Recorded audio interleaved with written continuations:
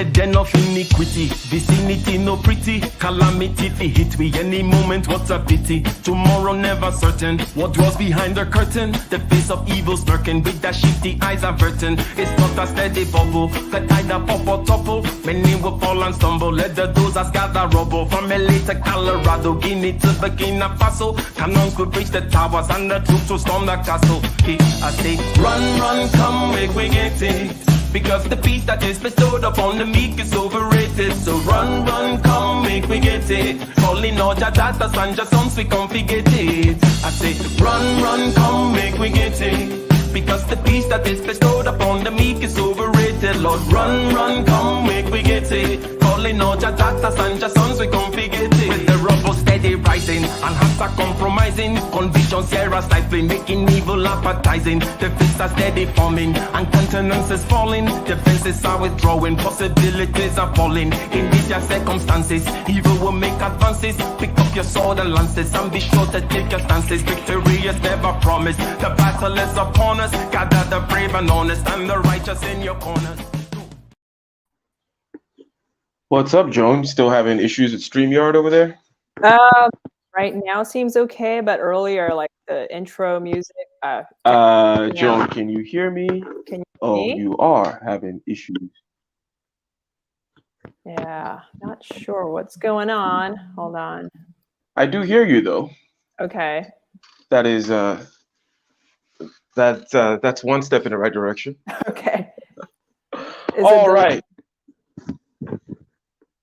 There probably is a delay and something with the internet and whatnot, but we will roll with the punches, ladies and gentlemen. Welcome to another episode of the review with Ike and Joan. Let's go ahead and get one thing out of the way. Let's go ahead and click that like button, click the subscribe button if you have not already, okay? And click the share button. Go ahead and share the stream because we have a very, very exciting topic, exciting review, lighthearted and funny, hopefully not too serious review for you today, because Brittany Lee has had an intervention. She has had a revelation from God.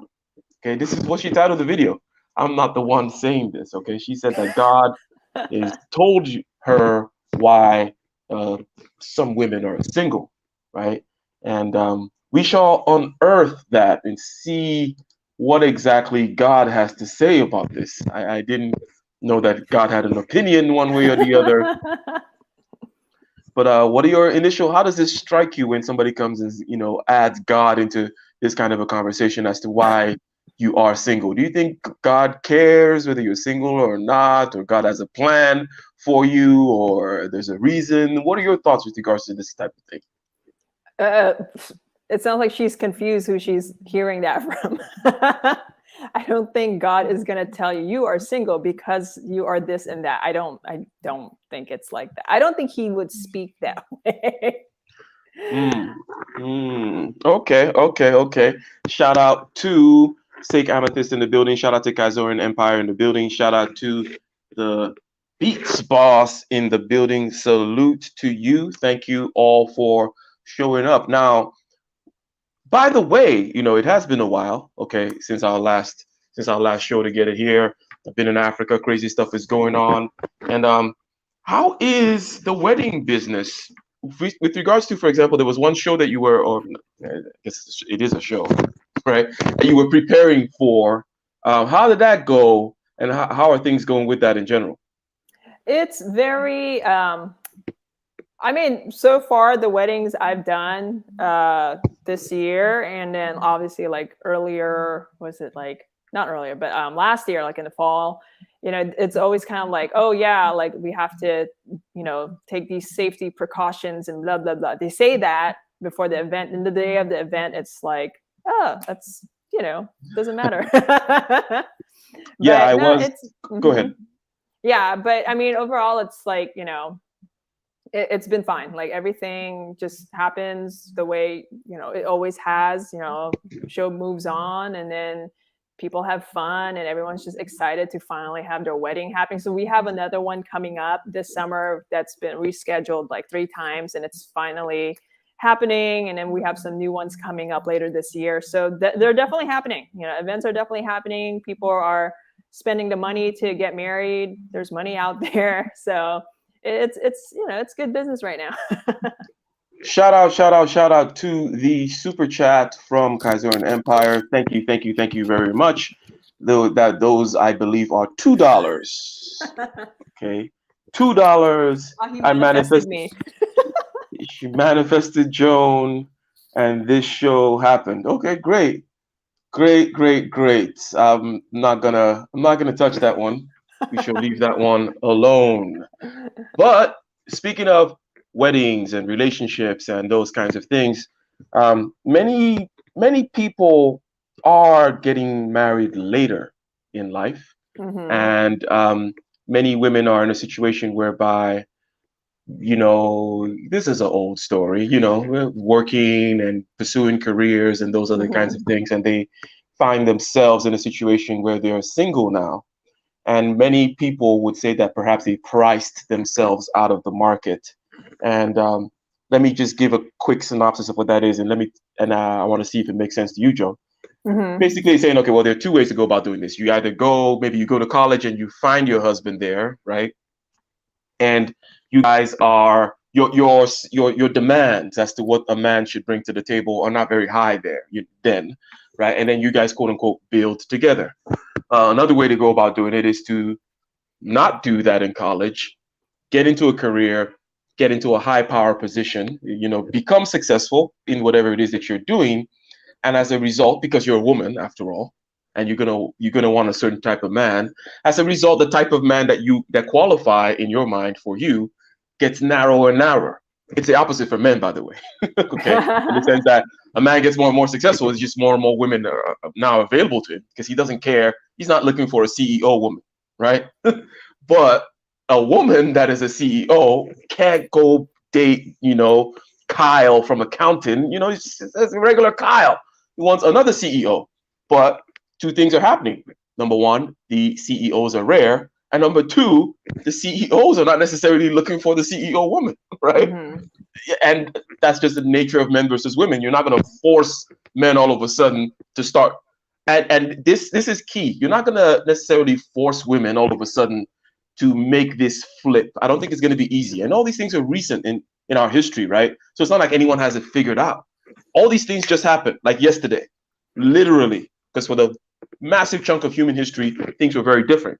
Literally yesterday, people are now in a situation where their natural, and we're speaking about the average person now, just in averages in general, their natural desires for a man that is above them is now clashing with the fact that now they are moving up and it's just fewer and fewer men available. So far, what do you think about the theory about, pricing yourself out of the market, if you will? I definitely can see that happening. I mean, when, like, I guess just from my experience, like when I was dating, I noticed there are certain types of guys that I date and they know I'm very like motivated and stuff like that. And I think like it made them feel intimidated because maybe I would feel like I don't need them really. So that was just one thing I noticed. And then I later down the line, like, because we're kind of like in the same network of people, like I would see that they're dating someone else and they're dating somebody like completely different from what I am, not in a bad way, but obviously like, for a while, like I was really like this, like hustling, like drummer type in LA, just trying to like make my career out of that. And then they date a very super like girly, like feminine. I mean, I'm not saying I'm not feminine, but like just very, just very opposite from what I am. So it's like, I think I could see that, like there are men definitely who could see, like, at least from my experience that, like, oh, she's a little like maybe too much or just not really what I thought I was looking for. I need someone who can maybe bring balance to me. And maybe I wasn't that for that type of person, but I could see that like, like the boss lady types could, be very domineering in a relationship. And I see couples like that too, where it's like, the woman is more like the alpha in the relationship. They're like the career woman, like, going for that whole boss lady type thing. But, it's like, it kind of takes away from the balance of like the masculine and feminine, which I think people like intuitively, like they still look for that, like a very masculine type looking for a very feminine type. And I think a lot of that is getting lost, especially in modern society. Like women are just not as openly feminine, you know, because they're trying to be like this boss lady, like I don't need a man kind of thing. Yeah, which by the way, I don't. Anyways, what I was about to say something and I caught myself. Okay, because perhaps there is a strata of human being whom is particularly skilled in many regards, whereby there is no conflict between I'm going to be a boss lady and also I'm going to follow my instincts, as you were saying, right? Mm-hmm. But this is a tall order. The average person can barely wipe their own ass, right? Like, you know, so to be like, okay, I'm going to be enlightened, is what I'm saying, in a way where it's like, okay, I'm going to pursue these things, but I'm not going to let it corrupt certain other things, right? Mm-hmm. I was about to say that. I was like, we're talking about like 5% of people. So the average person still does have a problem. You know, for the average person, it's still a contradiction. It's still something to be resolved. And maybe it will never be resolved. Maybe the average person doesn't need the old roles and such. But God has revealed, has he not, to Brittany Lee what the solution is. So let's see what she's saying over here. I'm making myself smaller to. Oh, okay. So yeah, here's what I'm gonna do. Okay. It might you might hear an echo. Just let me know. Okay. To act like I don't want XYZ to be with this person, but I do want XYZ. Reality and the truth is that not everybody is meant for you. Not everybody has the capacity for you. You are extremely expensive, and the average guy, sorry, not sorry, just does not measure up. Okay, so you're expensive. You deserve. The average guy doesn't measure up. However, here's what always gets me about this. You see, most people are average, right? Mm-hmm. And if you are, because here's what I'm getting at. I'm thinking that there's just these many average people out there. Maybe it's not Brittany Lee, but it's majority of our audience by definition. You're average, okay? So average people should deal with other average people. Mm-hmm. So in her analysis, there's this proliferation, this explosion of above average people, which doesn't work by definition, right? It doesn't make sense by definition. And they're not, and the average guys are not going to measure up. So therefore, you need to produce more above average guys, which again doesn't make sense because that's not how numbers work, right? Average is the middle of the bell curve. The most people in the normal distribution are average, and exceptional people, in other words, here's what I'm getting at. If you truly are exceptional, then you should go and deal with exceptional people. Then that's fine. Then why are you here complaining about average guys? Okay, I suspect that you're average too, is what I'm saying. Does that make sense? Does my logic make sense there? Yes. I mean, I see this also when dealing in the wedding industry. Like, you know, there's like, I mean, maybe this is a good example or a comparison, but you know, like if you're like a budget band, you're going to attract budget clients. But if you're a luxury service, then you're going to attract luxury type clients and like planners and stuff. And that's something like we start to kind of experience like lately in the last couple of years, when we decided to like kind of shift our business model and, you know, trying to meet with like the same type of clientele we want to be. And it's like, okay, so like in her example, if you're hanging out with average people, then maybe because deep down you think you're average, or you're just obviously if you're an average person, you're just not going to connect with people that are above average or even below average. But if she's complaining about like average guys, then like why are you hanging out with average guys to begin with? You know, like I like the sales thing that you brought up, because I think, for example, you're talking about being a luxury brand.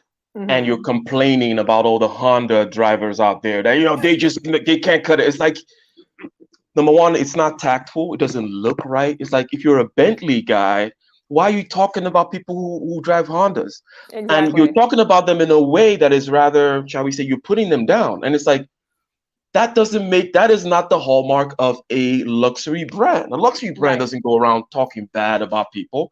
A luxury brand just hovers in the luxury spaces and attracts those luxury people.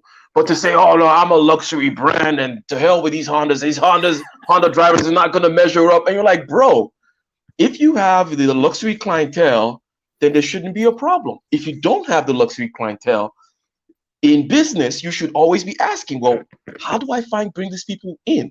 In other words, you always look at yourself, right? You don't say, oh, all these silly people don't want to eat the pizza that I'm making. They don't get that my pizza is a cut above and the basil was fresh from the Mediterranean, whatever. And it's like, no, you'll be like, well, let me do some focus research. Maybe they don't care about my Mediterranean basil and all these other kinds of things. But anyways, let us continue. Shout out to Dr. Thunder in the building. Let's see here. She has laid down the groundwork, basically saying that she feels like she is making herself smaller in order to fit into this average box with these average people, and she's expensive and these average men cannot afford her. And if she was talking about money, just money, which it's always a part of it, right? But it's not just money, I think. Right. Because if you're just talking about rich men, okay, well then go. If you can find rich men, go date rich men then. Like, why are you complaining about broke men? But it's not just that. What do you? Okay. Yeah, I mean, the thing is too, it's like if you are an average man or woman, it is natural that if you're just on the average level, that you are drawn to things that are more than you. So, I mean, it's no wonder that she attracts average guys, because obviously if she sees herself as above average, it's natural that people below average are drawn to the above average. So that's all what's happening, you know? It just happens. Self-love, self-development, and relationships. Brittany Lee already starting off strong. Said, God showed me why so many good women are single. You know, the bad ones out there are tricking the men into relationships. They're tricking themselves. They're perhaps selling themselves short. Let's go ahead and see. Hey guys, welcome back to my channel. Hope you guys are doing well. So in today's video, we are talking about something that God showed me. However, I feel like it can pertain to a lot of you guys, and the analogy that I'm going to show may pertain to a lot of you guys as well. But before we get into the video, I want to thank BetterHelp for sponsoring today's video. BetterHelp will assess your needs if you need to. It's way more affordable than traditional offline therapy, and right now, so you can get 10% off your.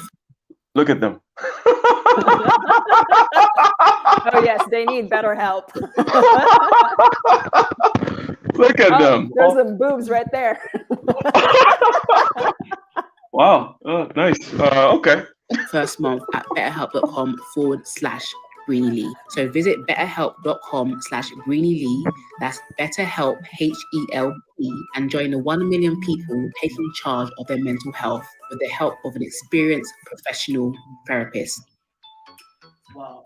So the woman that we are speaking about in this video is the excellent woman that we spoke about in last week's video. And I feel like excellent women, we have the hardest time finding someone to love and be loved by. And it's not because there is something wrong with us, like these podcasts want us to believe. However, it is that we are so expensive that the average Joe is just not enough. And I'm going to be using some language in this video: too small, expensive, not enough. My audience, you are women who are high value women, you are women of substance, you are women of quality, of value. So I know it definitely won't offend you, but I know that there's going to be men that are too small to even comprehend what I'm saying. And I ask that you guys do not argue with them in the comments, that you just take away what you need to take away.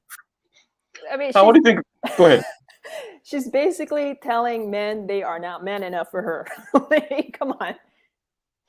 Yeah, so a couple of things come to mind here. Number one, anyone whom is striving, okay, and this whole "I'm an excellent woman" stuff smacks of a lot of BS, in the sense that it's not this excellence she's talking about. Okay, I don't think it's something that can be objectively measured, you know, because in the realm of things that are objectively measured, like I'm an excellent physicist. I'm an excellent entrepreneur. Well, how? Well, I just started 3 businesses. I sold 4 last year and they're successful. Okay, cool.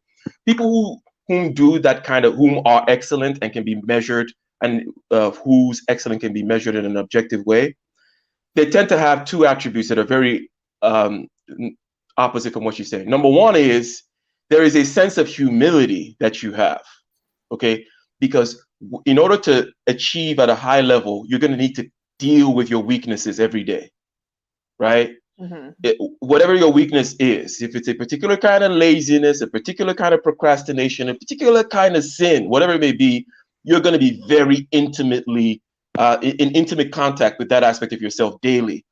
And it's hard to come out and, you know, you're still executing, you're still doing your stuff, but you don't come out and say these kinds of things because it's very incongruent with your life. You're not like, oh, I'm so high up here, because in order to be doing the high up here stuff, you're struggling with yourself.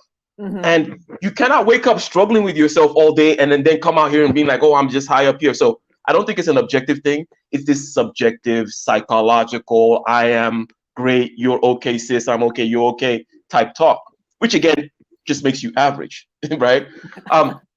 Secondly, the telling people not to engage with others who may have a different opinion, right? And to give an ad hominem attack, a priori ad hominem attack, that these people are small, that's why they're going to push back, is bad, just bad form. And then number 3 is you do need people to tell you that there's something wrong with you.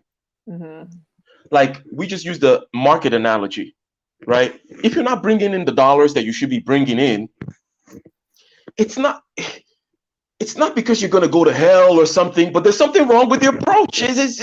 You know, maybe you're in the wrong business, or it's the wrong timing, or the blah, blah. It could be 1,000 things, but to sit there and say, it's I am enough and no, the market has nothing to say about it, right? Whether it's religion or the market, it doesn't work that way. Religion, and which I believe is a good, because it's so ubiquitous in human culture, it's a good kind of benchmark for psychological health. Religion tells human beings, hey, you ain't shit. Why? Because that's what human beings need to hear, not the opposite, right? Religion is like, hey, watch out. And the other reason is because you know you ain't shit, okay? Because you know, just as I said, no matter how kind of excellence you're striving at, the closer you are to that perfection, you're going to see more of those impurities. You're going to see and contend with your dark sides. I don't know. What do you have to say about this thing, about her shunning off a priori any kind of pushback and saying, hey, you're great, it doesn't matter, and it's not your problem, it's other people's problem, and if they disagree with you, they're just small and insignificant and not big enough to handle you? Yeah, so she is what I guess you would consider, like, what everyone complains and talks about her is a narcissist. Everybody, yeah, I see so many people, like, it's like a trend on social media. It's like, oh, narcissist this, narcissist that. Like, I see it everywhere, and it's like, I mean, that's exactly what she is. You know, she thinks way too highly of herself, doesn't seem to listen to anyone. Like, she just overlooks everyone and everything except herself. You know, like, she just doesn't reflect on herself. She doesn't wonder anything about herself. I mean, yeah, maybe there is nothing wrong with her, but like, maybe there's something wrong with the way she's putting herself out. Something's wrong with her behaviors. Maybe not so much her herself, but like the way she reflects, you know, how she presents herself. Exactly. Room for improvement, room for adjustment, room for learning, room for growth, room for the artificial intelligence to keep on bumping up against the environment and learning and adjusting as it goes, is what the game is all about, right? If you look at the healthy version of her, which I would, let's say, we review Teal Swan videos. You remember her? Yes. That would be, in certain regards, the healthy version of this person, right? Because you can imagine Teal Swan coming in and say, you're great, right? But she's not going to say that, oh, you're getting everything you want and you should be getting everything you want. And if you're not getting everything you want, then it's everybody else's fault, right? Teal Swan is going to take the approach that, look, right? The world and the universe and you, everything is fine, okay? All those other things that are out here external are just games. And if you want to play the game, then you have to follow the rules of the game, but don't take the game to heart. Don't let the game crush you. Don't all that kind of stuff. That's the healthy version of what I hear here. That's the healthy version of the whole self-help thing, is to say, look, everything is fine, right? The sun is fine, the rocks are fine, the moon is fine, the atoms are fine. There's no problem. The universe is just great, okay? And if you want to rest in that kind of, if that should be your foundation, your resting place, great. But when you go out into a marketplace or anything like that, then you have to follow the rules, and then you have to learn. You have to improve, as opposed to this. You take what Teal Swan said, which is you're great, and you take it into the marketplace, and you shut everybody down with your bling and stuff like that. But anyways, let's see. From today's video. And like I said, we are not your average woman. We are women that know who we are, have been through enough trials and tribulations, come out on the other end bigger and better. We are women who are healed or still healing. We are women that are aware of our value. We know our calling in life. We know where we're going in life. We have goals, we have dreams, we have vision, we have ambition. We are women that just have that feeling inside that we are called for something bigger and better. We don't know what it is. We just know that inside there's something great for us to do. And you don't know what it is? You see what I mean now? You see what I mean? I thought that I knew she was capping. I knew she was capping when she was talking about all this excellence. And I said, look, it's probably not objective. But then she just came in complete, full, whole cloth BS with I just feel great. Now, she's not talking about herself. She's talking to her audience, right? She may have certain objective things to point out about herself, right? But to go about telling people, oh, you know how you're great and you feel this stuff inside you, that is, you don't know what it is. But you don't know what it is. That's a dangerous thing to be stoking in people. That kind of empty narcissism, where it's not like, oh, I'm a great piano player and I know it's my destiny to be a great piano player, and to damn with everything, I'm going to focus on. Okay, great. But just to be like, I breathe and I'm alive and I know I'm meant for greatness, and then to use that as a bargaining chip in a marketplace of any kind is insane. No? Sure. Yeah, I think what she's doing is she's creating this like false sense of self and hope for women that follow her, because now she's telling all her followers like, yeah, nothing's wrong with you, just go be you. And you know, if you're still single, well, you know, God will show me why, and I will tell you why. She's not really doing anything constructive for anybody. All she's doing is telling you, you are fine the way you are, you don't need to change. And if you can't find a partner, that's their problem. You know, it's like she's, yeah, I mean, creating a false sense of self, like creating a false sense of hope, you know, and all these women are looking to her as like, oh, guide me to find the right man, but that she can't even find the right man herself, you know, and she's not teaching people how to, you know, get on a certain level. If they want, she obviously wants to be with someone like her or above her, and it's like she's not really showing us anything. How do you align with those types of people you want to be with? Because I mean, again, back to the whole thing with the sales and the business stuff, like being like a budget band trying to attract luxury type clients. It's just one of those things like where they're not going to take you seriously because you're not meeting them at their level, you know. And me being like someone who wants like me being in the luxury services, like if the only way I can get luxury planners and clients is like I have to meet them at their level. I have to play their game, you know, I have to do the things that they do, so that way we have something in common and that we can actually work, you know, have a working relationship together. And it's the same with, you know, dating, you know, like just being, if you want to be with someone like you have to be like that person. You have to be at that level. You have to like operate in the level of the kind of person you want. And she keeps talking about the average Joe. Well, the average Joe isn't going to meet you at your level. They're going to be as they are. Obviously they're drawn to you, but you know, it's like they're not functioning at the same level. They're not thinking the same level. They're not behaving the same level. So it's no wonder she can't find someone that she can share her life journey with. Yeah, and we'll come back more to the market stuff, because I don't think I'll give her the opportunity to mention anything about what you give, right? What you give, because I think that especially in relationships, That's a very important part, because I think that, again, most people are average people, right? And even amongst the above average people, the characteristics that you're screening for are not that numerous. You're like, okay, I don't want a psychopath, sociopath. You can even have certain, because everyone is, shall we say, superficial in a certain way. Like, you can have certain superficial things, like he has to be this tall, he has to be this, that, and the other. That's not a problem. You can find those people. That's not the issue. The issue becomes, well, what are you giving in order to get a reciprocation from this person? Because relationships, this person's not just going to come handing you whatever kind of weird feeling, that weird psychological void that you obviously have, right? Yeah. Without you actually participating in something. But let's see if she gets there.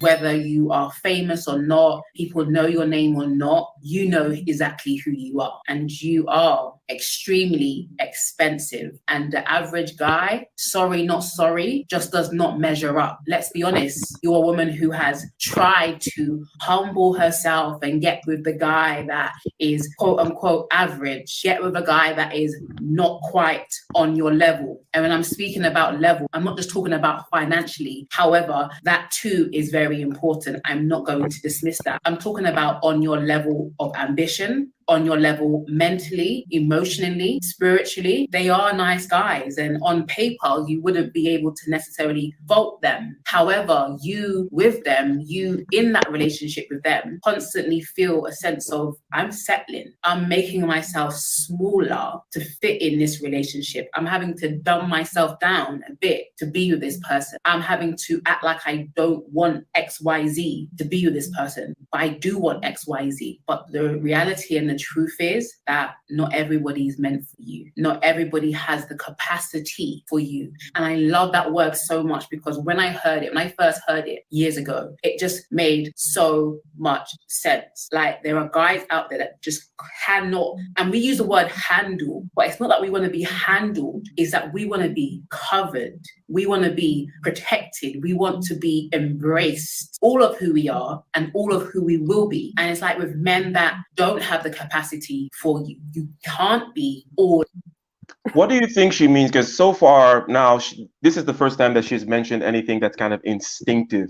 And by that, I mean the desire for a woman to have this bigger guy, right? That's how I'm going to put it, right? Which is going to protect, cover, all that stuff, right? And it's simple mammal stuff. It's not complicated, okay? There's no need to go on a tirade or a dissertation about it.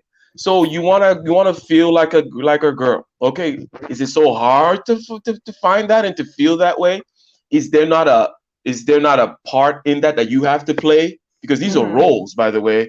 Yeah. And if you want to feel like a puppy, then you act like a puppy. You find a bigger dog and you do puppy shit, right? What's this? But I don't feel like I need to be covered, because before she was saying certain things. Oh, they don't have the capacity. They don't have this. They don't have the ambition. They don't have the drive. I'm like, okay, well, this just sounds again like that pricing yourself out the market. But now you're just talking about also being covered. Let's avoid, first of all, the seeming contradiction of, I am way up here, but I also want to be covered and protected, right? But what do you think she is looking for here, other than the instinctive puppy, I want a bigger dog so I can feel like a little girl type stuff? Yeah, I mean, she wants a man that protects her. She wants a man that provides for her. She wants, the stereotypical man. She wants someone who's masculine, but thing is, like, with her energy, it's very dominant, and I think very masculine traditional men are just going to have a hard time like seeing her as someone in a I mean, not equal relationship, but a masculine feminine relationship, because there's things about her that are very masculine, or very domineering, very like, I don't need you, I can take care of myself. And I see that in a lot of like modern women. It's like, oh, I don't need you, I can take care of myself. And so if you're giving off that energy, which she does, she gives off that energy, then how do you expect a man to want to take care of her and protect her if she acts like she doesn't need them? Yeah, and there's a reason I went to the mammal and to the instinctive, and I mentioned dogs, because this is not look, it is all that. That's the beginning and the end of it, in the sense that we're talking about instinctive things that mammals have, such as I want to protect this puppy. Mm-hmm. I don't have that instinct towards a 500-pound, Doberman or whatever the hell, there's no 500 dog that big. But when you have this big dog energy, there is nothing in me that says, oh, protect her, cover her, right? Right. Now, am I a bad person for not feeling that and also consequently not doing that, not wanting to play that role? Like, am I bad now? Am I less of a man because I'm like, look, this is not working because I want to protect puppies, not pit bulls, right? And if you want to be a pit bull, that's fine, but you can't start this whole conversation with pit bull stuff. And now all of a sudden you're talking about this covering and protection. And so basically what you're looking for is you want to be this princess, but that's also like a little brat child that gets cradled, but is giving orders. Like you want to give orders from the cradle, right? Right. You want to be in the cradle and you want to be barking out orders to this big guy who is cradling you and following your orders, whom you then end up hating because he's not dominating you in the way you want to be dominated. Exactly. Sounds like she doesn't know what she wants. Okay, well then. Well, didn't we do a video of her before? That was like her complaining about the above average man. Like, wasn't she complaining about? Oh that yeah, too? she did complain about the high level guy too, and saying that they want to control her with their money or want to control her with their dominance, right? Yeah. So yes. Yeah. Again, I often think that a lot of this thing, comes down to when you remove some of the rules that average people are supposed to follow. And now I'm talking about just average in terms of maturity and IQ and all these things. It is almost impossible for these people to recover. In other words, the fact that this mammalian play I described is just a fact and you either play it or you don't seems to escape people. And I'm not surprised that it does. Most things escape people, right? Mm-hmm. So they're caught in these loops of contradiction that they can't clearly see. Because in their world, there's nothing wrong with being a puppy that's being cradled and also is barking orders and claiming to be Caesar, right? And that somebody else should play this game. In other words, it's fine if you want to do it yourself, right? You're like, hey, in my own private party, just me, this is the game I play. But you want someone else to come in and participate in this game. It's kind of strange. She still hasn't gotten to what God told her, but yeah.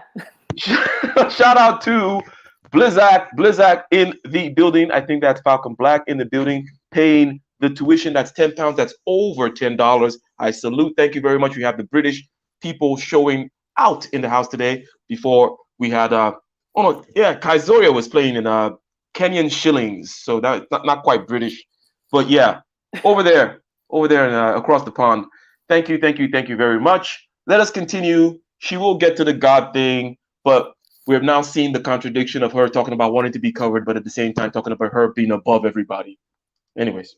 Of who you are, because these men just don't understand. They just can't understand you. They can't read you. They can't, on a spiritual level, understand the gravity, and as Sarah Jakes would say, the weight. Jesus Christ, Friedrich Nietzsche and freaking Schopenhauer and Hegel all wrapped into one here. She is conquering the gravity of the things she has to deal with. She has to rule Rome and also write these great books and all these things. No one can get it. Of who you are. And I may just be speaking to a small percentage of women, but I know exactly who this video is for. And I'm speaking directly to you. And I want you to know that I understand. Typically, these men who can't see who you are. Wait, did I wear this top in my last video? I wore this top in my last video. No, I didn't. It was a lighter one. Oh, it was a different one. Sorry. Yeah, when a man doesn't understand or comprehend fully who you are, doesn't know how to manage, doesn't know how to handle you, they will typically try to find a way to control you. And the reason why they try to control you or confine you is because it makes them feel uncomfortable. And my last relationship, when I was writing down some of the It's not because it makes us uncomfortable. It's because you're a headache. Because we got to deal with your crap, right? Like, yeah, exactly. Look, men are very peaceful creatures naturally. Okay, no one needs to. And even you as a woman, and you're probably more peaceful than most women. You know this. You know that the cackling and the catcall and the fighting and the blah blah blah and the bickering and the social drama is not going on amongst men. Okay, No. so a man is not like over here all of a sudden look. It's like, no, we're cool naturally. We're naturally okay. We don't need you for peace. Okay, so that's be his peace is something some women say. It's like, no, don't bring drama. We don't need you to bring in some kind of peace. No, we're peaceful. We're the peaceful ones over here. You just don't bring the drama. And the reason why I'm having to think of ways to deal with you is because of your drama. It's not because I'm trying to control you and I feel uncomfortable with who you are. It's like, here you are. One day it's this, the next day it's that. You want to be cradled and you want to also bark out orders, and you're never comfortable, you're never happy, and nothing is ever enough. And somehow you're also judging me. But anyways, Joan, I'm getting a little triggered. I don't know if you have anything to say. Yeah, I mean, I totally agree. I think men generally, they don't want drama. They don't really start drama. They don't bring things up. They're they're way more, relaxed and easygoing, and they don't have time to deal with dramas. Maybe they'll take a moment, be like, hey, it's gonna be okay. But after that, they don't want to drag it on. And she sounds like someone who likes to drag things on. So if I were a dude, I would have a hard time with her. I mean, I have a hard time with her. Like, just hearing her rant like that, I'm like, dang, it's no wonder you're still single. Let's see. And by the way, this energy that she's putting out, forget dating or forget anything. But this is something that it tends to be the case that I don't know if you're aware of it. And whether it's in the workplace or wherever, I'm sure you've met this type where everything they do is gonna get them the opposite of what they claim to be looking for. And it seems like they're completely oblivious of it, right? I am not the most skilled person when it comes to human interactions. You know me, Joan. Yeah, you're awkward. I'm just like, I'm an awkward person. But I know that the buttons to push or the buttons not to push, or I know that if I keep pushing this button, it's not going to get what I'm looking for, right? Like, so I don't think you don't have to be like a Bill Clinton, master politician, manipulator type to know these things, But anyways, let's see.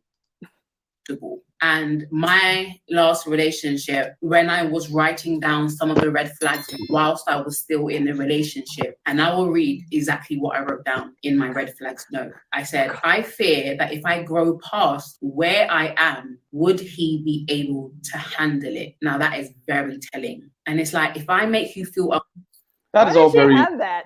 Yeah, go ahead. React to that, because what I notice is that it's very one-sided. It's like, I fear, would he be? It's like you're creating drama out of nothing. Go ahead. Exactly. I mean, exactly. She's creating drama out of nothing. And why does she have that? Like, why does she even have to take notes like that? It's like she's looking for something wrong already. It's like, oh, in my last relationship, I wrote down all the red flags. Like, really? Like, I don't write down any of that stuff. If you feel like it's not even a red flag, she just says, I fear. Like, it's not like, oh, he's being this way to me because I'm growing beyond my potential. It's like, no, you're creating this drama that doesn't even exist yet, by saying, I fear that if I this and that.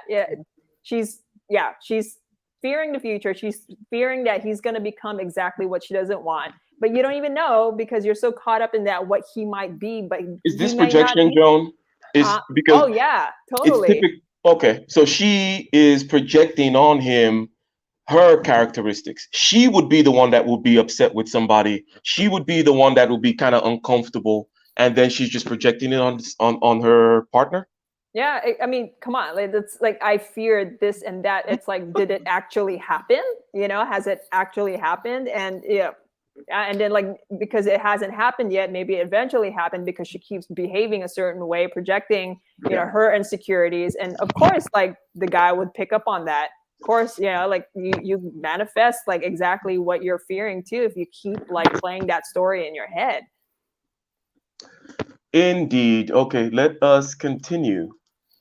Uncomfortable now, and I haven't reached my full potential. I haven't even peaked yet. What are you going to do when I am a multi-millionaire traveling the world, speaking to tens and hundreds of thousands of people, when more people know my name, when I become my best self? What are you going to do if you can't handle me where I am? Or when I tell you about my small wins or my wins, you're not even enthusiastic about it, or you find a way to try and sun me, try to find a way to downplay me. What are you gonna do?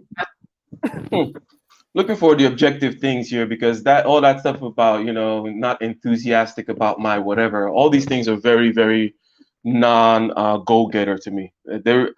I consider myself a go-getter type of person, and I know a few of these, and we're not sitting around talking about, well, you were not enthusiastic about the last deal I closed, or why are you not? It's like, I don't even know where to go. I want you guys to know that I know exactly what I'm talking about, okay? Because I've experienced this firsthand, not just with him, but with others as well. There were literally times when I didn't want people to compliment me in front of him because I didn't want him to feel comfortable. Because I know that when people have complimented me in front of him or told him about me, he's almost shrugged it off and been like I remember when I was in Antigua. It's never objective. It's always like not enthusiastic. It shrugged it off. Like, what do you want him to do? It's those kind of people, like, you apologize to them, and in their mind you didn't apologize because it didn't quite hit in the right way. You didn't scratch the particular itch. I'm like, I don't know what itch. I don't know what to freaking do. God. And the lady that was selling something, she was like, "Your wife is so beautiful." And I was like, "Gosh, don't say that. Don't say it in front of him." But I kind of smiled and was like, "Thank you." I don't even think he even acknowledged it, to be honest. And we just continued on walking. And like, I know the type of man that I want to be with. Like, if someone says your wife is beautiful, I want him to have the biggest smile on his face. I want him to grab me. You want to be a simp little bitch that you end up dating. There is no self-respecting man that is going to be behaving in whichever way she's about to describe. Look. Okay, look. Anyways, I think I know a couple of things. I'm a very instinctive and intuitive person. Okay, and I know exactly what a man is instinctively. Okay, and the man did exactly what a man will do. Right, which is okay. I'm just gonna keep on walking. What you want him to do is to do that stupid Will Smith stuff, where it's like, "Oh yeah, look at my wife. Everything is about my wife," right? And because a man knows, well, number one, you just don't act that way. But number two, he also knows that that's not what the woman actually wants, regardless of whether she says that. Because again, what about that creates this image of the bigger person that is protecting you and holding you? Think of that image of the bigger Prince Charming that you're looking up to, right? Is he over with a big smile on his face, like, "Yeah, hold me, look at me, she's so beautiful"? What the hell? It doesn't even make. This is kindergarten level stuff. It just, I don't get it. Yeah. And hold me and make a little cute joke or something. I never felt like I could be all of me with him. And that is so sad. I even remember he came to one of my shows, and after the event, someone came up to us and was like to him, "Oh, you're so lucky." And I automatically felt the urge, not because I necessarily meant it, but I automatically felt the urge to say, "No, I'm the lucky one," to kind of diffuse it. Like, I didn't want him to go home thinking, "What does she mean I'm lucky?" God, oh my God, she like overthinks every little damn thing. I'm like, but like, again, she's someone with a huge ego, just needs someone to constantly stroke her ego in every way possible, like make her feel protected, but also bow down to her, make her feel, beautiful, but also make her feel, I don't know. I wanna pick a slightly technical point with you there. You just said huge ego, and I always struggled with that sentiment because I don't think there's anyone that has ever existed that has a bigger ego than me. Let me just put it that way now. I don't think big ego is the problem. I think an unhealthy, a fragile ego, or an ego that's not quite big enough, not quite fluid enough, not quite malleable enough. An ego that's stuck on earth, for example, is the problem. Because when you have universal size ego, there is no stroking or anybody needs that nothing that anybody can do either for it or against it. Right. So it's a kind of a slightly technical point, right? It's no big deal. But when people talk about big egos and they attack the ego, I always want to come in and defend the ego and be like, look. It's not that your ego is big. It's that it's not big enough. Okay. If your ego is where it should be, which let's take it to that teal swan place where your ego is with the atoms and the whole of the universe, then you're fine. You're like I'm the god of thunder and the prince of the third galaxy. I don't need you to tell me anything, right? That is a healthy ego. It should be. It can grow that big and it can grow this small and it can hide over. It can be fluid. So that is kind of my thing with this. These people don't. It's not a big ego problem. They're just unhealthy. They're broken. Yeah. Anyway. No, it totally makes sense. I mean, like what I meant is like, what people commonly see, like average people see what a big ego is, and definitely like she has like no awareness of anything about her, whether it's like she, like her ego wants to be bigger, but then also wants to feel smaller. She wants to feel stronger, but she wants to also feel fragile. She wants to be dominant, but she also wants some sort of submit. That's again like with the ego, right? It can go either way. Like the ego wants to feel big, it wants to feel small. So she's just all over the place. She has not found like what you call a healthy ego. She's just she's just all over the place. I can't even like I can't do like I would not have a friend like her. Like Interesting. Cardboard ego, as Blizzak says. And yes, we will get to that if we have time. The point about forget the relationship thing. You said you would not have a friend like her, but this particular thing where people are very unself-aware is another way that you have kind of described it, right? She's not aware of herself, what she's putting out, how it's being perceived. If you tell her about it, it's your problem. You have a problem with her. You're not understanding her truth. You're trying to stifle her light, or you can imagine all the kinds of things that she'll say back at you. And it's very. I need to teach people how to actually. It's like if ego, you want to be a megalomaniac, right? Let me show you the right way to do it. Okay, these small ego games you're playing is not the way. If you really are the god that you claim you are, anyways. This is techie, mate. It's techie. It's like a lot of time was spent making sure that he felt man enough. And at the end, it just wasn't enough. And he would even say to me at times, I can't give you what you're asking for. I feel like I'm not enough. And I would say, you are enough. Honestly, he wasn't enough. And it sounds bad, but honesty is the best policy. Don't try and make him enough. He either is or he isn't. The bare minimum stuff I was asking him to do, he could not do it because it wasn't. Maybe it just wasn't his person. It's just not his personality. Yeah, the things she was asking to do. I'm sure it wasn't something objective like put these two pieces of sticks together or mow this lawn or remind me of this thing. It's like, no, you didn't have the right kind of smile at that time when this woman said that thing. And I felt like maybe if I got more money, you would not be. Those kinds of things is what she's quote unquote asking. I don't know. Go ahead. Yeah, I mean, it's also a personality thing. She wants something from someone who's probably just not as outgoing as she wants him to be, not as expressive as she wants him to be. And that's not a bad thing. It's just a personality. I mean, I know people that are just not expressive. I know people that like maybe deep down that's nice, but do I need to react? Maybe he's just not a reactive person, but she's obviously a super reactive person. Yeah, and this goes for everybody in terms of the advice. is whatever it is that you find attractive about somebody, you should immediately start examining the downside of that. In this particular instance, for example, what could be attractive about this, shall we say, non-responsive person? We already know what's attractive about that person, okay? A woman would look at him like, oh, that's a stable, solid dude. He doesn't waver and go around, he seems like, he can be a strong pillar, right? Mm-hmm. Okay, that's attractive. And then, but you also but what you should do is you immediately say, okay, cool. I'm going to have to deal with the fact that he's not going to be all giggly and whatever sometimes and say the kinds of things that I may want him to say.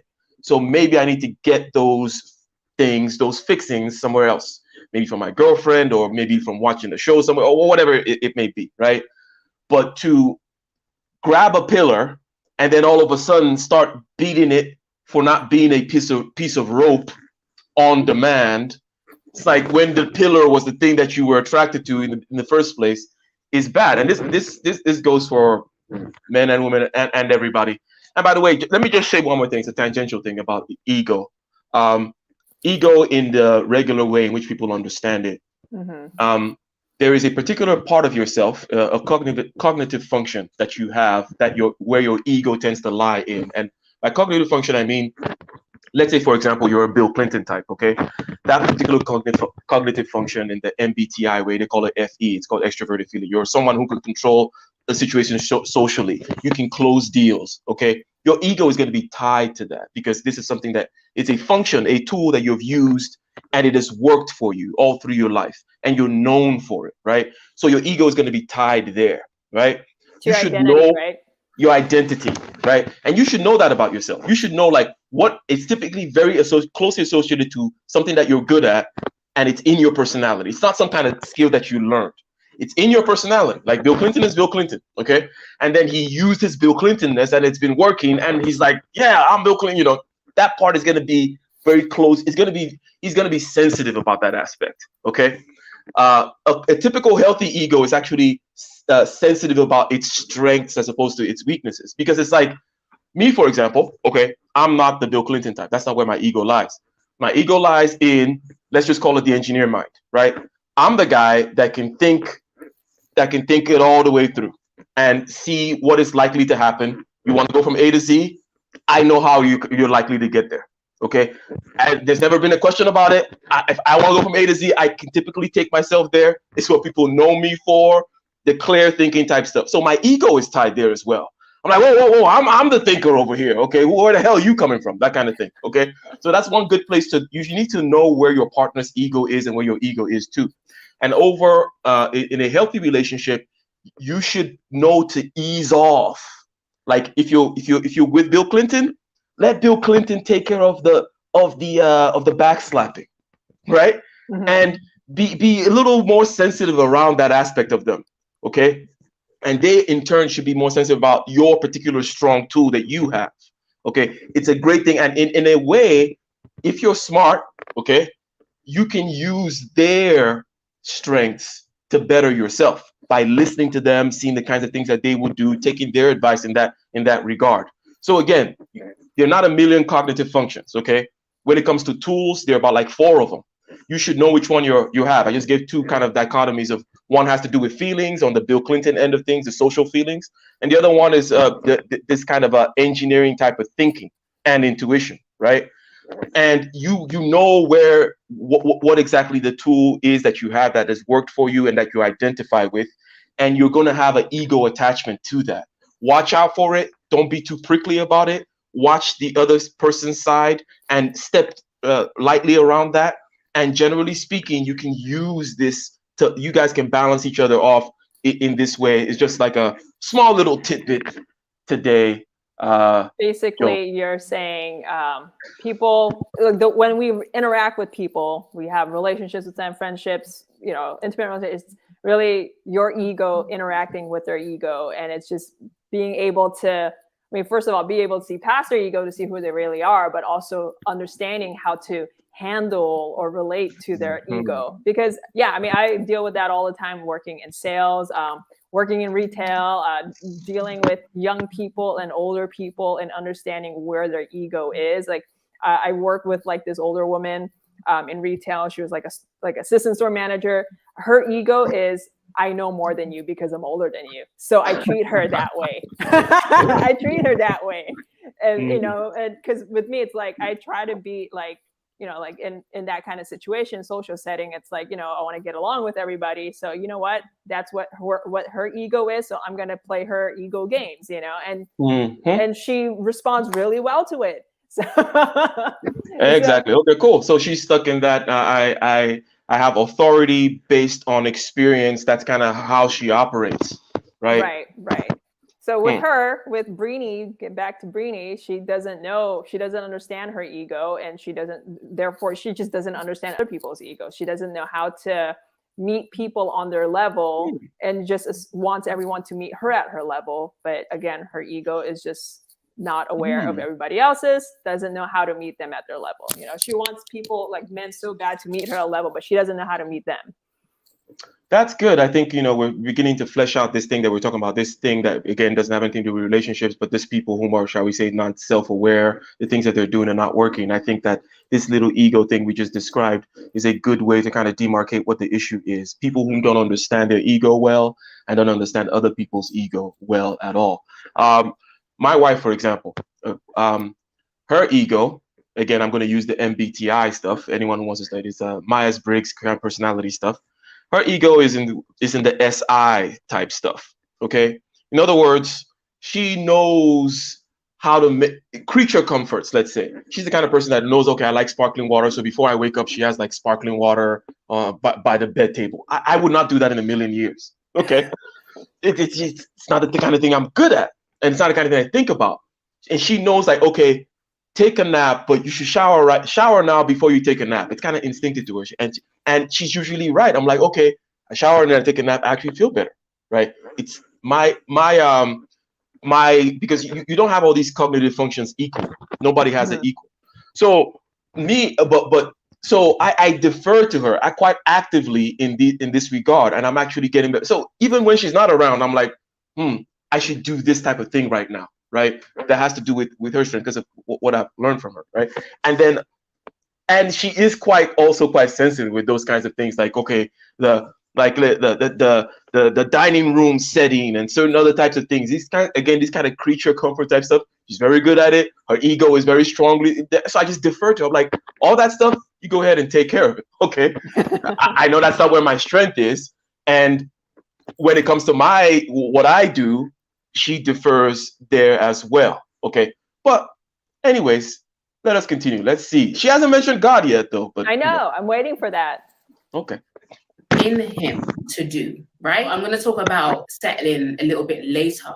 But what I did want to show you guys is the visual analogy that God showed me about my future husband and the different types of guys that I've dated in the past, okay? The Bible talks about our husbands being our spiritual covering. The Bible says the head of every man is Christ and the head of every woman is her husband. Your husband will be your spiritual covering. It doesn't sound like anything the way you've been behaving this whole time. Now you're going about being the Jesus. Okay. Covering, your physical covering, your protector, your provider. Our husbands have the bigger responsibility when it comes to us, which means that your husband has to be If you're going to believe that, that means you should shut up and let him take the responsibility. Greater than you in many different aspects. And this is why it's so important to know who you are, because when you know who you are, you know what type of man you need. When you know where you're going, you know what type of man you would need to go with you there. And it's crazy because I have male friends who, even when I was in a relationship, saw me more than my ex saw me. And they were speaking to my future, they were speaking to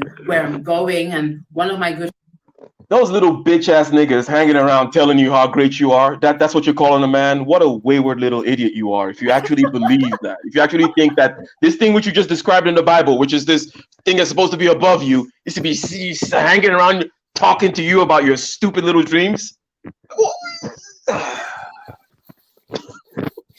good friends, Michael, which I speak about so much on his channel, always told me, Breeny, you're going XYZ. This is the type of man that you need. You need a man that's going to be secure. I mean, why weren't you with that guy? You know, by the way, that's always the question, right?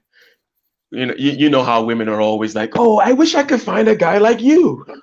Exactly. You know, it's like, no, you don't want him. You don't want that guy. You don't want your friend zone guys. Okay, and you don't want the guy which you just described also in the Bible either. You could not deal with that guy. You would say, oh, he's so controlling and he's trying to. You know. You do want to complain though, but yeah, she got right into the God thing. You know Proverbs 31, right? About the woman who finds the land and she's prudent and she's economically savvy and she grows things and all that kind of stuff. Mm-hmm. If we go back to our marketing and our sales analogy, that's really the beginning and end of it, because that's where you should be like, okay, cool, this is the type of person that I should be in order to attract and be able to bargain and also discern the right type of person. But when you just simply talk about what you deserve, and it's not objective, it's very wishy-washy, amorphous, it wasn't the right type of smile, and he didn't make me feel this type of way, it's contradictory, you want him to cover you, but you want him to be hanging around you, talking you up, as though that guy didn't do, which I'm sure the guy that she was talking about did talk her up in the right type of ways, but not in the ways that she wanted. Okay, she talked him up, or talked her up in a kind of like a man type way. And I've had this kind of issues before where it's like, okay, you want to do stuff? I'm like, okay, cool. Well, I'm with you 100%. Here is the opportunity. Go ahead, do X now, right? And by the way, here's where my ego lies, okay? Right? Again, when it's a intuitive, and also they call it TE. It's very engineer type of thinking. Like I was made to be an engineer. How things work, and also what are the likely things, what's likely to happen in terms of all the different things that could go wrong. It's also great for risk taking, because a lot of people, a lot of times, what they see is all the ways in which things could go wrong, right? But you know me, Joan, I'm just like, just go ahead and do, like, I know what's likely to happen and what's not likely to happen. You're just reckless. So, yeah, well, that's one way to put it. And I'm like, okay, but the thing is, it works. It's working, right? I have evidence, that, my way works. So I'm like, do this thing. But it didn't land well. I sounded too much like a man, right? But that's actual support. Me saying, okay, cool, I'll support you in this way. Just do this thing. This is how it's actually going to work. Which I know a thing or two about starting a business, about getting clients, about retaining them, about all these other types of crap. Okay. And forget all that. Okay. I'm one of the smartest people walking around on the earth right now. I can say that. Yeah. Yeah. It sounds like a total. I just told you that I have one of the biggest egos around. Okay. And it's also an objective fact that I just stated, that I'm one of the smartest people walking on this earth right now. Okay. And you know that. So why the hell don't you just, and it's not like I was saying something crazy. I'm just saying, okay, this is what you want. Okay, do this. And it's like, oh, it didn't quite hit right. It wasn't the right way. It wasn't the right type of, So I think the same thing is probably going on with her. I don't know if that makes sense. No, it's kind of like saying, oh, you told me you love me, but you didn't say it in this tone. Or you didn't say it in these words. Like, yeah. I've heard of those types. Like he's very secure. Yes. Okay, go ahead. Okay. This is the type of man that you need. You need a man that's going to be secure. I mean, very secure. So that when there's women around that are trying to get at him, that he only has eyes for you. Like, this is what my male friends just say to me, like, and encourage me. Okay. Let's pause here for a second. It's a slight tangent. Here's the truth. In this dichotomy between a man and a woman, a woman wants the best man and is always looking for a better man than she may be with. Not that she should go act on it. She might or she might not. That's not the point. What we're saying is, how does a woman want to sin? She wants to sin by finding something better. How does a man want to sin? He just wants something else. So when you describe this man that only has eyes for you, that's just a lie. Again, I'm not saying anything about behavior. In other words, you're looking for a man with character that's not that. If he says, okay, it's a monogamous, committed relationship, he's going to actually act that way. But if you think that he is all of a sudden he's not a man anymore, that's just, again, it's this ancient wisdom that grandma knew, that all of a sudden we think that the modernity and science, because it brought clean water, also brought some kind of weird heaven where people just kind of transform into things which they're not. A man is still a man and a woman is still a woman. A woman is always trying to either better her man or look for it. Like she wants more, better, cleaner, nicer, something. That's what a woman is. And a man always just wants something different.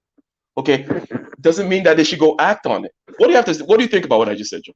No, I mean, I could see that point of view, just from, like during my dating days, and also just seeing how my friends are, like my friends, like when I see them in the dating scene, like definitely I do notice women tend to want something better, like they always remind themselves, okay, now I know what I don't want, and they might not necessarily know what they want, but they know what they don't want. So clearly it's something, they want something, better. Whereas like I noticed from like male friends, they're always looking for something different. They always want to change things up, like have a variety, different flavors. It's like Arnold Schwarzenegger, cheating with that ugly maid of his.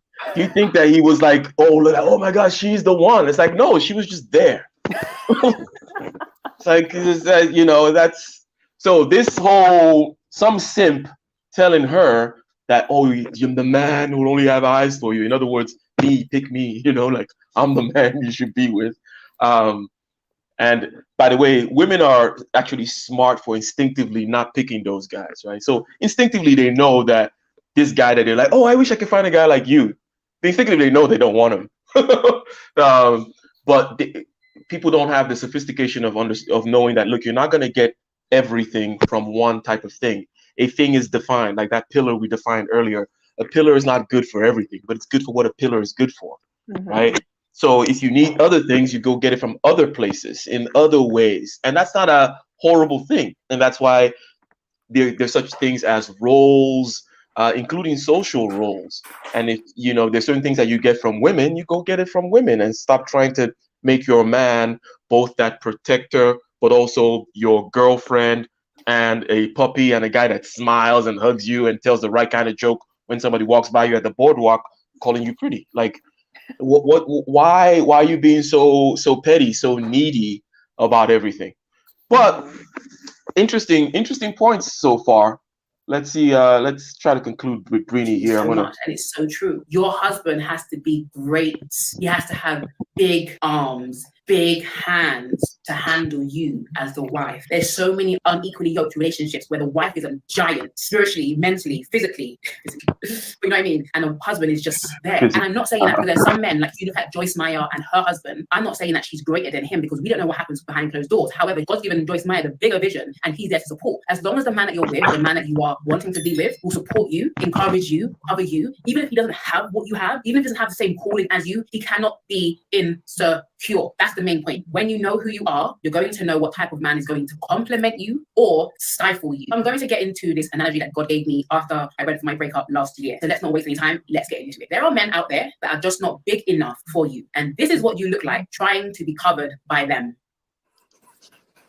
There are other men out there who talk a good game. They could fool you and your mama. They act like they're so secure in themselves. They act like they know who they are. They even may look manly. They may even look like they can handle and cover you. And people from the outside may be like, this is a great match. He looks like he's just strong enough for her. But in the relationship, the insecurities that the person has, they take out on you. The many ways he tries to tear you down, to downplay you. And the truth is, he cannot fully cover you because he's not big enough for you. Like you can see, I am not fully covered. Just about. A lot of women settle here, he's just about big enough for me, they will settle here and be like, yeah, this is the one. But if you are to grow and get bigger and bigger, that covering gets smaller and smaller and smaller for you. Now, this is the man that God has for you and the man God has for me. So listen up, future wives. He is able to cover you and then some. And the then some is your flaws.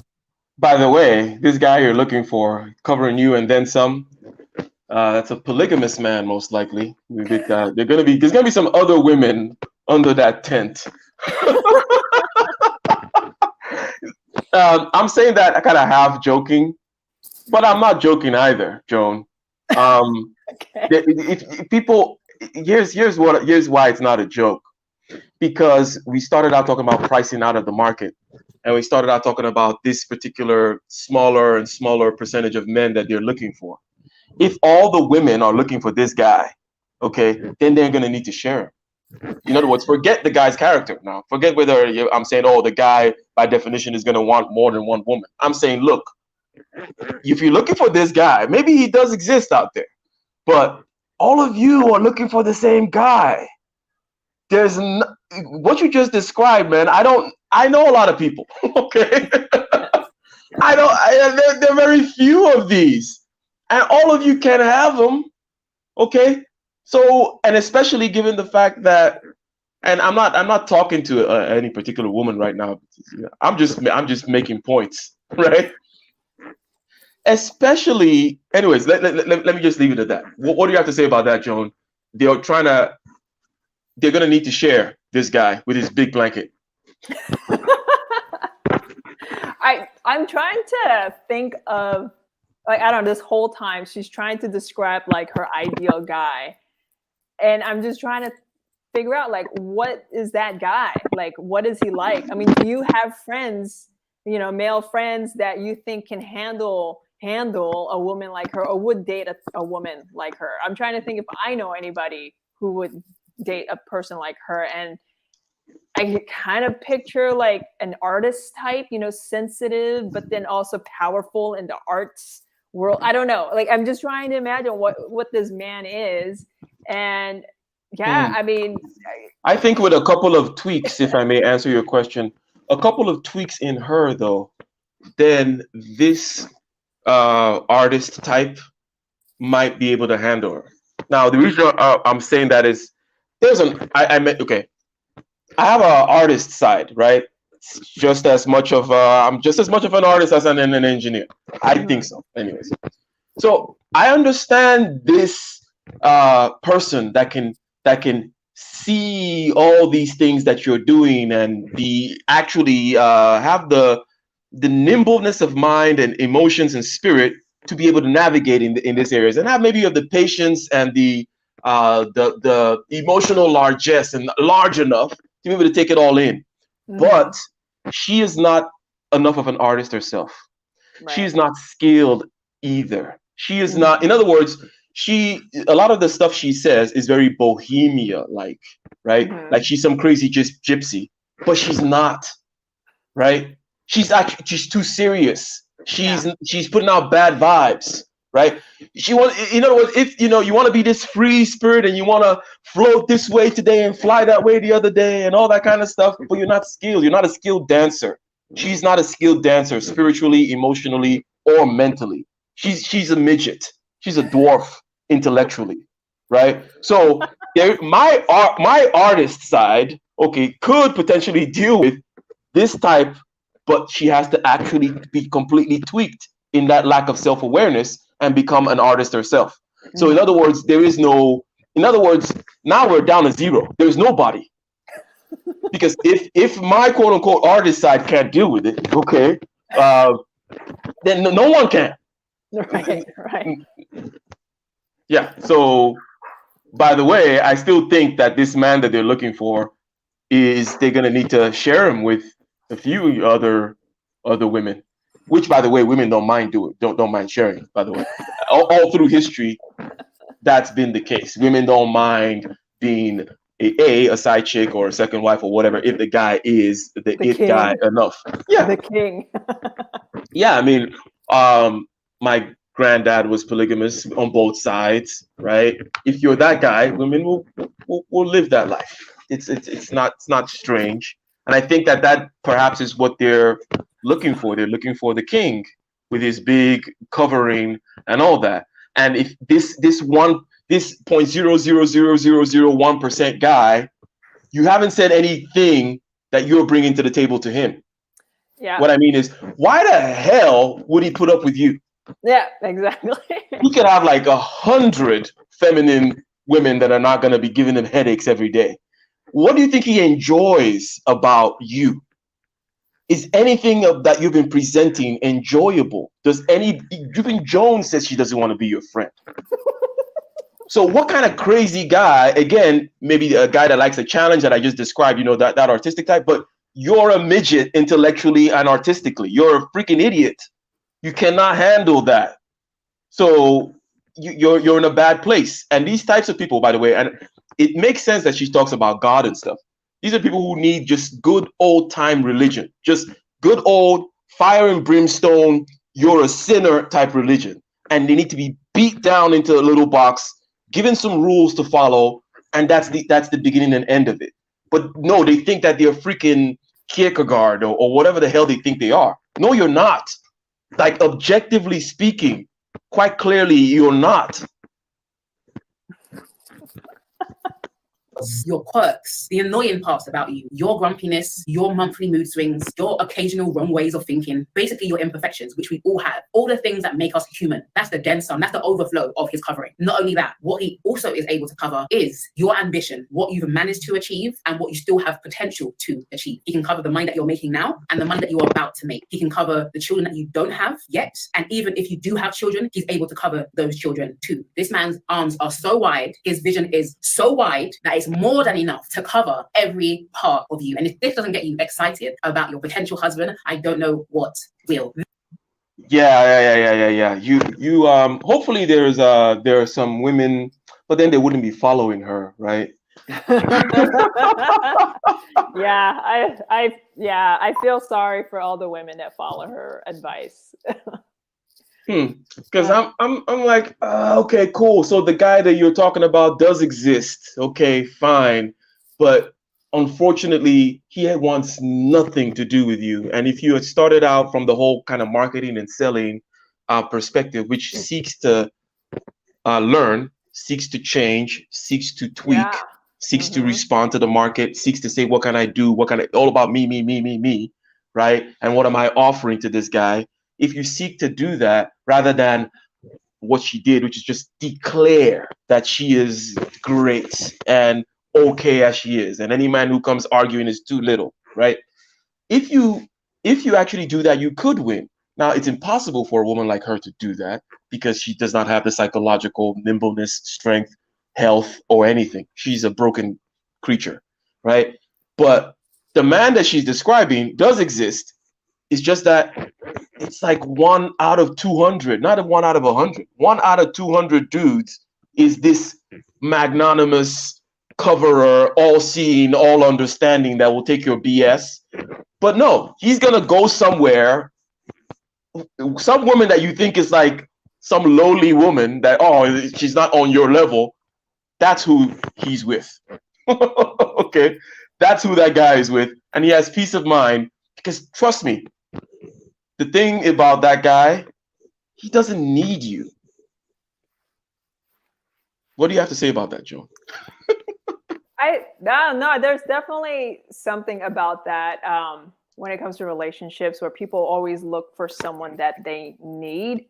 I think that's really not like a strong foundation in a relationship when you're with someone because you need something from them and vice versa. I think a relationship should be about like, sharing a journey, like sharing your growth, sharing whatever it is that you have together, learning and growing together, learning from each other. And it's not so much about like, I need you to do this for me and I need you to do that for me. It's whenever it becomes like a needy relationship, there's too many insecurities on both parts if they feel like they need someone. And with her, she wants someone who's not insecure, someone who is secure. Well, someone who is secure doesn't need you, but clearly you want to be needed. But also You know what I'm saying? Like she's needy and she doesn't know it. You know, she's needy, she doesn't know it. She wants a guy that's needy for her. She doesn't know it. And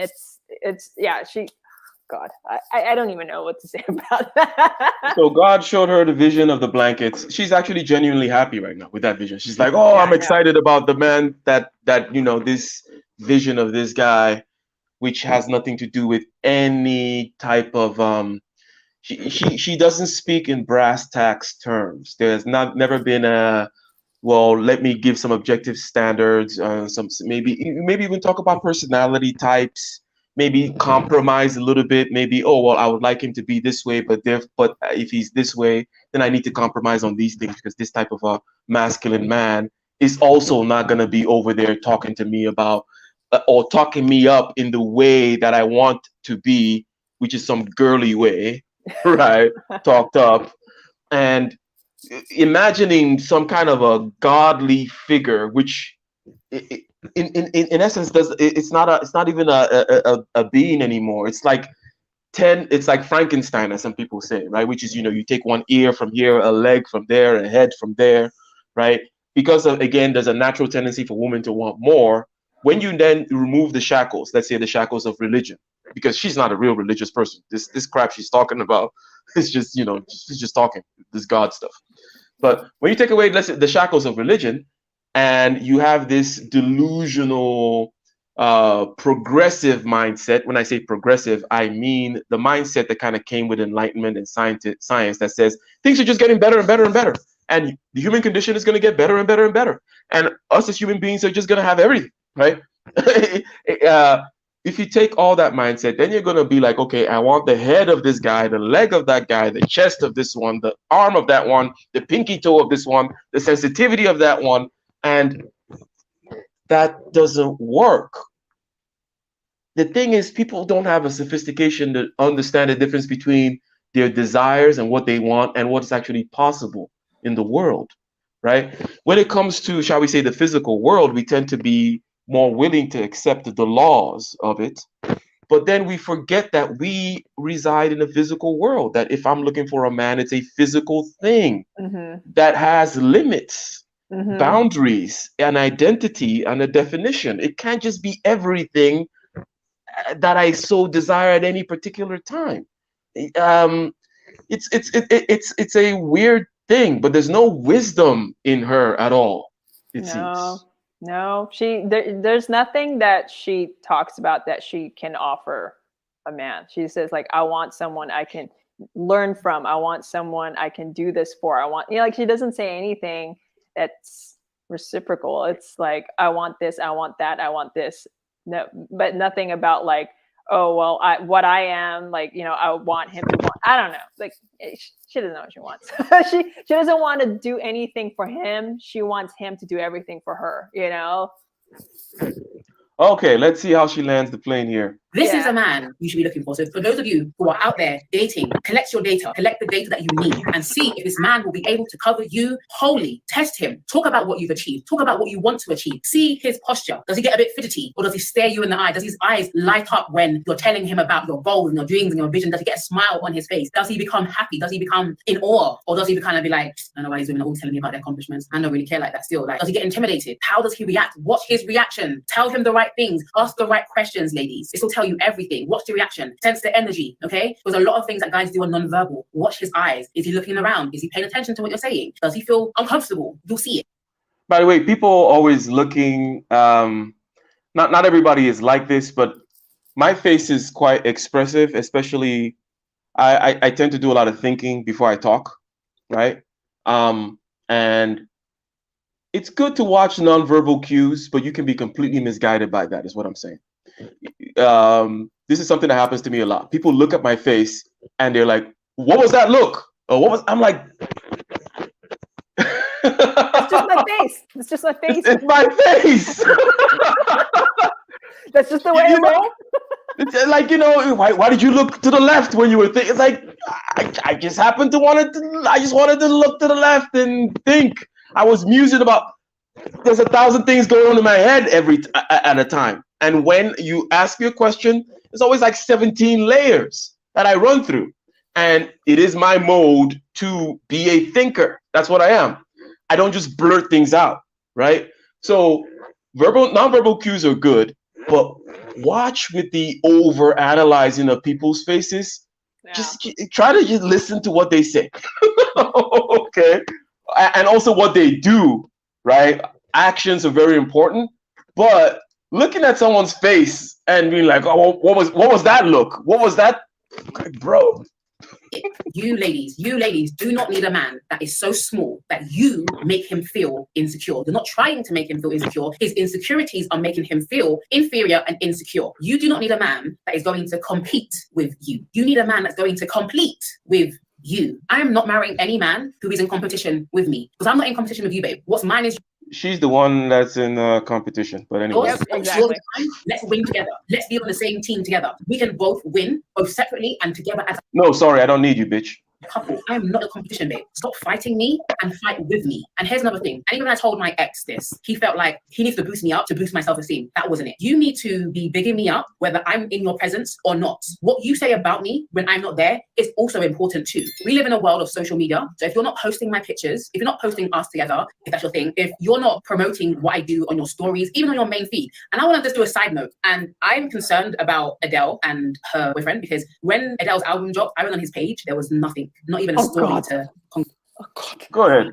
Say, what do you have to say about this? Wow.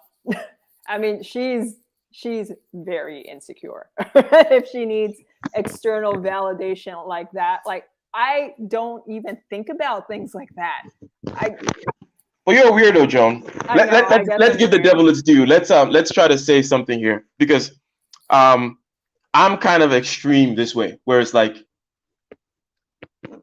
maybe I'll have one picture of my mom. Maybe there's no pictures of my dad. Nobody knows who my brothers and sisters are, right? I didn't even know you had brothers and sisters. Okay, which you do know that I have brothers and sisters, but you're just like, yeah, I guess he does. I'm one of 6, by the way. But those kinds of things don't come up, okay? Right. Maybe I'll post one picture of my wife in a relationship every once in a while or something like that. I do understand, though, that it's not too much to ask for them to, let's say for my wife to desire that I did more of that. I'm not saying, oh, that's bad. But this is me, though. Like, in other words, it's very consistent with Ike that he doesn't post that kind of stuff. Right? So it's not like some kind of weird. So sometimes people will be like, oh, why you don't do this? It's like, but that's in line with everything about him. Like, he is not a social type whatever. And what people tend to be confused about is, but you're a very public person. You have this band and you do this thing on YouTube and you da. And they don't seem to understand. I think you probably have a similar personality where you're very public, but you're also very private. Yeah. And people don't understand that. Yeah. I don't know if you want to speak on that for a second. Yeah, no. Good. So I got you there.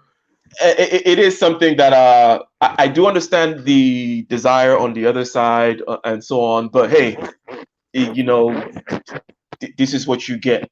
And again, it's about those attributes that you're like, you probably like it all manifestations of this particular personality type. But I wish this personality type would post more, post me more online. Oh my god! But it does. You can't.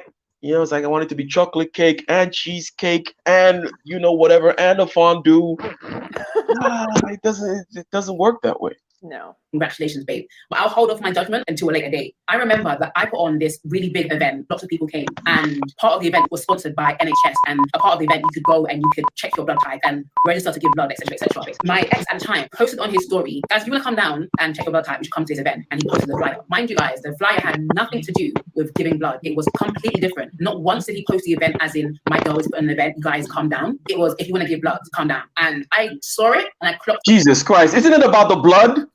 Okay, I think I'm done with this woman. All right, let's start wrapping it up, because it's about that time, and also we've gotten the God message. Now she's just back to talking about stuff. It's about the blood. Why does it have to be, my girl is doing a blood drive? She's like, hey, you want to give blood? Come down. Sounds like a very just down-to-earth, regular type dude. Yeah. Like, but she's not, oh, look, she's actually talking about this years later. So it's not just that, oh, she picked some stupid fight to have that day. This is actually an issue. So she's going to take these types of issues into the next relationships, and watching the kind of smile that you smile. You didn't smile right. You didn't post right. You posted, but you didn't say the right thing. Blah, blah, blah. And why? What is this 0.001% man with his massive blanket tent? Why would he want anything to do with you? Okay. So, ladies and gentlemen, Brittany Lee has given us the breakdown, the rundown of what God told her with regards to women being single. And as far as we can gather, it would seem like she's saying you need to find a man that can handle you, for lack of better words, a man that is not insecure, a man that can cover you was the analogy that she gave. And this covering and protecting and all these other things seem to be in contradiction with her abrasive personality, which I don't like to say is masculine, because that's not masculine, right? In other words, if a man was acting the way she acted, would you call him masculine? No, I call him a little bitch. Exactly. You took the words right out of my mouth. I was like, that's my category for it. There's a special category called bitch. It could be a man or a woman, right? And it's not, people are like, oh, but these modern women are masculine. It's like, no, they're not masculine. Masculine is Clint Eastwood or something, right? That's the masculine. This is just a bitch, right? And it doesn't look good in either gender. So her bitchiness is in contradiction with attracting this person. That's number one. And then number two, the things that she wants from this person are in contradiction too. She wants a covering, but she wants to be the emperor. She wants to be this baby empress princess, cuddled, but she's a pit bull and wants to be told how great she is while being covered like a puppy. Like, dude, trust me. Again, let's get down to mammalian basic stuff.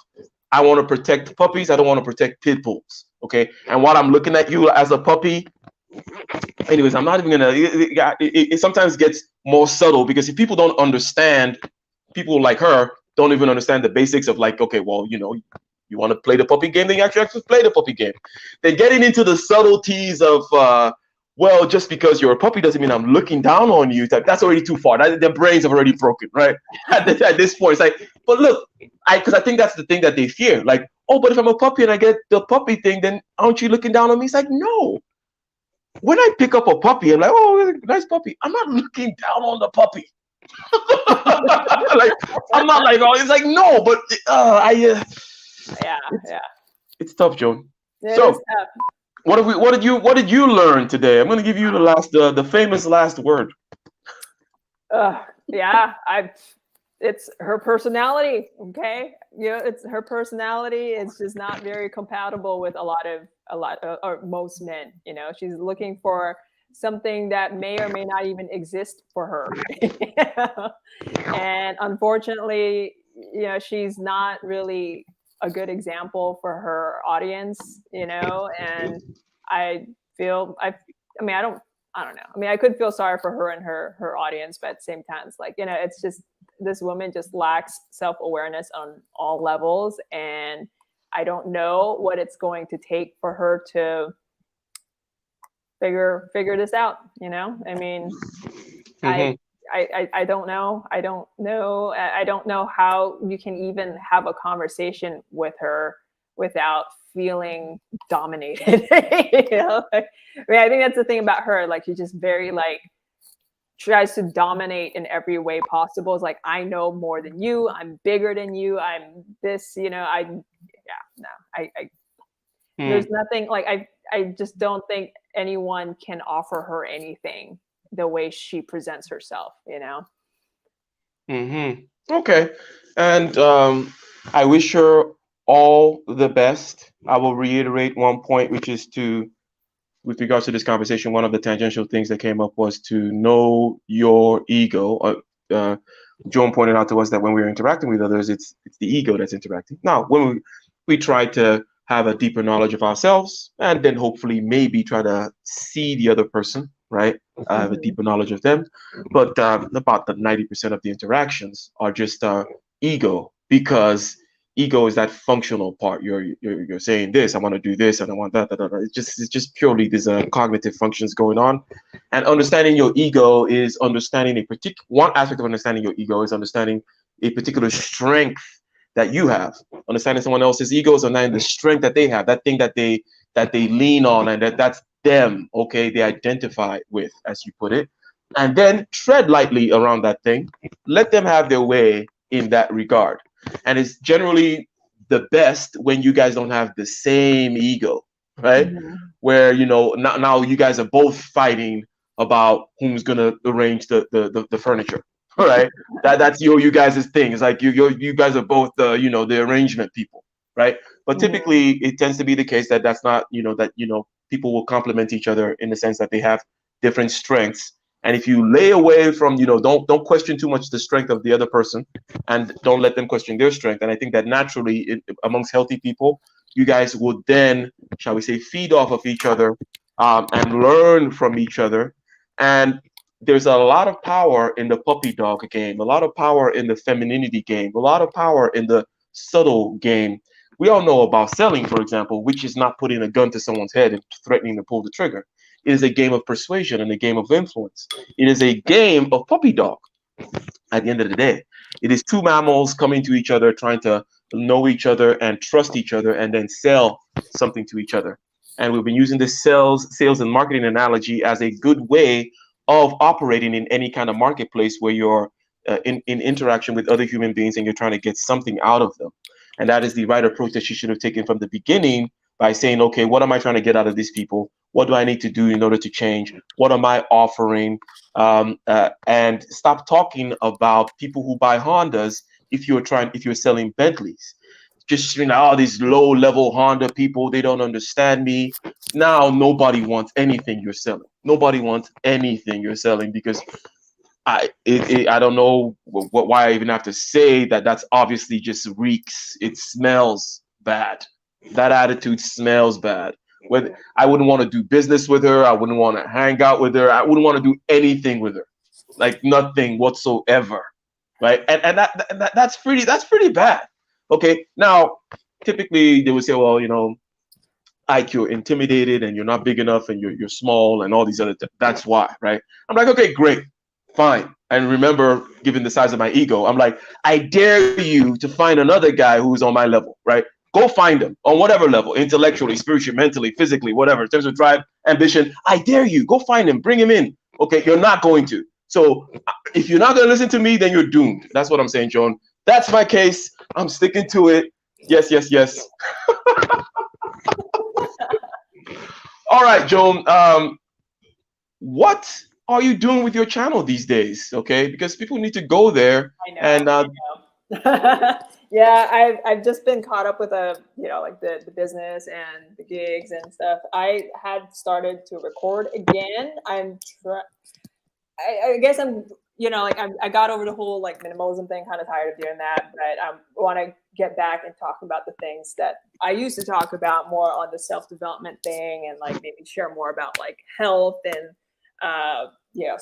self-awareness type stuff. That's stuff I want to talk about. So I'm still planning out like the videos I'm planning to do with that. I have started recording again, so hopefully maybe in the next week or so I'm back on there. But that's definitely where I want to focus again.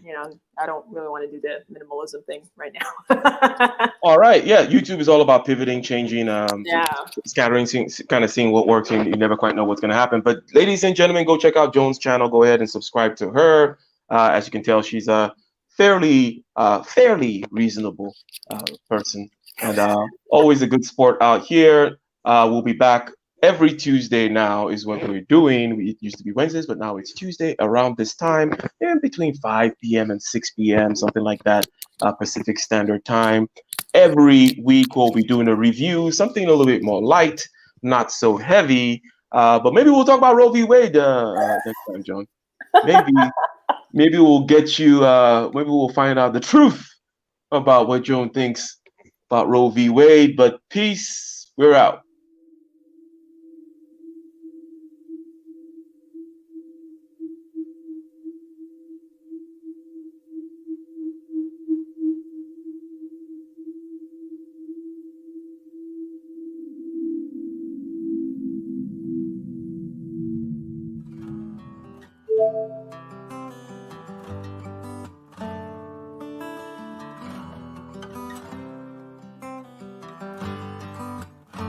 in the den of iniquity. Vicinity no pretty, calamity fi hit we any moment. What's a pity? Tomorrow never certain. What dwells behind the curtain? The face of evil smirking with that shifty eyes averting. It's not a steady bubble, that either pop or topple. Many will fall and stumble. Let the dozers gather rubble. From LA to Colorado, Guinea to Burkina Faso. Cannons could reach the towers and the troops will storm the castle. I say, run, run, come, make we get it. Because the peace that is bestowed upon the meek is overrated. So run, run, come, make we get it. Calling all your daughters and your sons, we come forget it. I say, run, run, come, make we get it. Because the peace that is bestowed upon the meek is overrated. Lord, run, run, come, make we get it. Calling all your daughters and your sons, we come forget it. With the rubble steady rising, and hearts are compromising. Convictions here are stifling, making evil appetizing. The fists are steady forming, and countenance is falling. Defenses are withdrawing, possibilities are falling. In these circumstances, evil will make advances. Pick up your sword and lances, and be sure to take your stances. Victory is never promised, the battle is upon us. Gather the brave and honest, and the righteous in your corners.